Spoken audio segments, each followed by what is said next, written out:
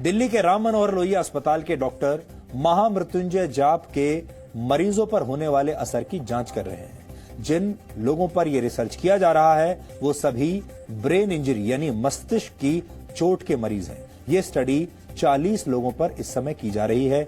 इन 40 लोगों को 20-20 के 2 समूहों में बांटा गया है। इसमें से एक समूह को महामृत्युंजय मंत्र सुनाया गया, जबकि दूसरे समूह को यह मंत्र नहीं सुनाया गया। जिन मरीजों के लिए महामृत्युंजय मंत्र का जाप किया गया उनमें से कई मरीज कोमा में थे। हालांकि इस रिसर्च का तरीका थोड़ा अलग है, क्योंकि मंत्र पढ़ने का काम अस्पताल में नहीं बल्कि अस्पताल से 13 किलोमीटर दूर संस्कृत विद्यापीठ में किया जा रहा है। इसे समझाने के लिए हम आपको अस्पताल की कुछ तस्वीरें आज दिखाएंगे।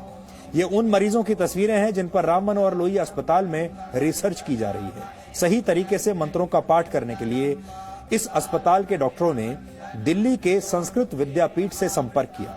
इसके बाद वहां के पंडितों ने मरीजों को उनके परिवार वालों की मौजूदगी में महामृत्युंजय मंत्र का संकल्प करवाया।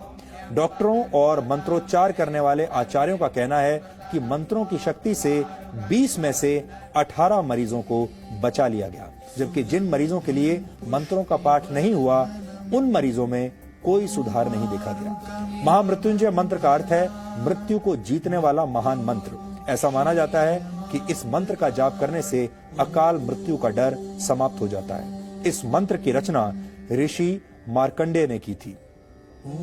इस मंत्र का मतलब है कि हम भगवान शिव की पूजा करते हैं, जिनके 3 नेत्र हैं, जो हर श्वास में जीवन शक्ति का संचार करते हैं और पूरे जगत का पालन पोषण करते हैं।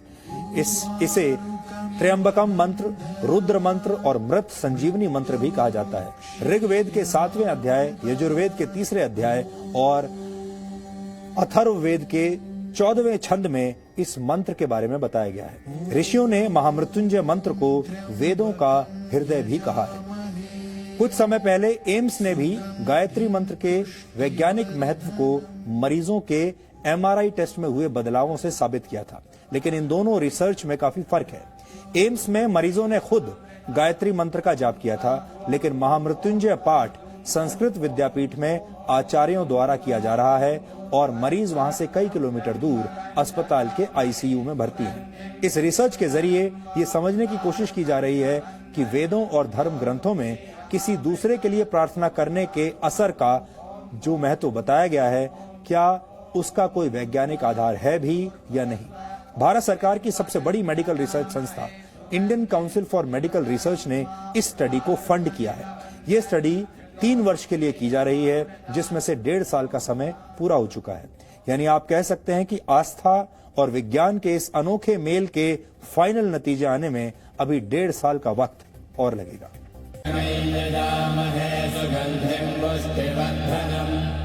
स्वर विज्ञान के हिसाब से माना जाता है कि महामृत्युंजय मंत्र के अक्षरों का स्वर के साथ उच्चारण किया जाए तो शरीर में वाइब्रेशन होता है। ये वाइब्रेशन दिमाग की नसों को सक्रिय करने में मदद करता है। हालांकि यहाँ ध्यान देने वाली बात यह है कि इस प्रयोग में मरीज खुद मंत्र नहीं पढ़ रहा है, बल्कि उसके लिए पंडित एक तरह से अनुष्ठान कर रहे हैं।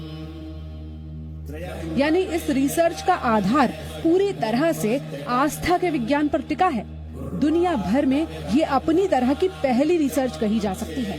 इसीलिए इस रिसर्च के तरीकों को लेकर जितने सवाल हैं, उतना ही इंतजार रिसर्च के फाइनल नतीजों का किया जा रहा है। मेडिकल साइंस की भाषा का एक बड़ा प्रचलित शब्द है जिसे कहते हैं प्लेसिबो इफेक्ट। यानी अगर आप ये मान लें कि कोई दवा आपकी किसी बीमारी को ठीक कर सकती है, तो कई बार वो दवा सच में आपके काम आ जाती है और वो काम कर जाती है, जबकि असल में आपको दवा नहीं सिर्फ मीठी गोलियां खिलाई जा रही होती है। ये सब होता है उस इलाज के प्रति आपकी आस्था और विश्वास के जरिए। इस आस्था से आप में ऐसे शारीरिक और मानसिक बदलाव होते हैं कि आप अपने आप ठीक हो जाते हैं। इसे ही प्लेसिबो इफेक्ट कहा जाता है।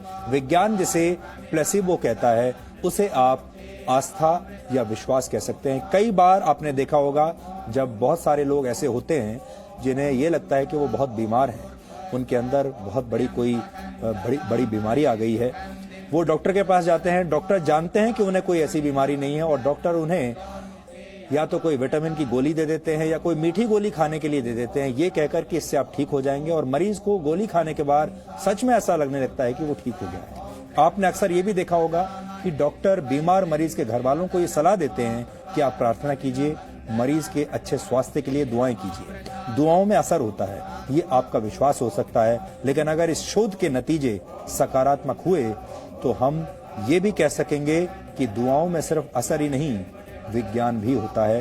हालांकि ये विवाद बहुत पुराना है। साइंस, विज्ञान और धर्म के बीच ये जो टकराव है ये हमेशा से रहा है, आगे भी रहेगा, और इसीलिए इस टकराव को कम करने के लिए इस तरह की जो स्टडीज हैं वो होती रही है, आगे भी होती रहेंगी, और हम उनके बारे में आपको ऐसे ही बताते रहेंगे।